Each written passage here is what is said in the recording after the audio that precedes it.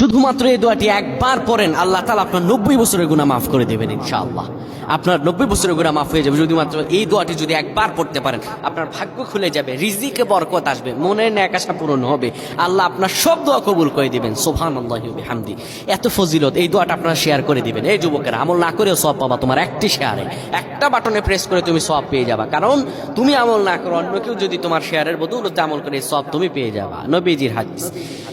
আমার ভাইয়েরা, আল্লাহর কাছে দোয়া করা, আল্লাহর কাছে দোয়া চাওয়া, এটি হলো মুমিনদের কাজ। আমার আল্লাহ বান্দাকে বলেন, বান্দারে উদউনি আস্তাজিব লাকুম, আমার কাছে চাও, আমার কাছে চাইলে আমি আল্লাহ তোমাকে দিয়ে দিব।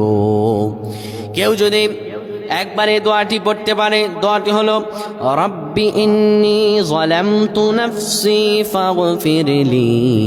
কেউ যদি এই দোয়াটা একবার পড়তে পারে, আমার আল্লাহ তাআলা তার 90 বছরের গুনাহগুলো মাফ করবেন। কবিরা গুনাহ নয়, সেটি হলো সগীরা গুনাহ। সগীরা গুনাহ মাফ হবে। বলবেন হুজুর 90 বছর তো হয়নি, তাহলে গুনাহ মাফ হবে কি করে?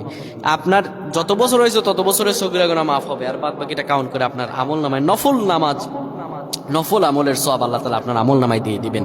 কিন্তু এটির ব্যাপারেও সহিহ সনদে তেমন কোনো গুরুত্ব আরোপ হয়নি, এটির ব্যাপারে তেমন কোনো উল্লেখিত সহিহ সনদ নেই। কিন্তু আমল করতে পারেন, যেহেতু এর অর্থ সুন্দর। আল্লাহ আমাদের কবুল করুন।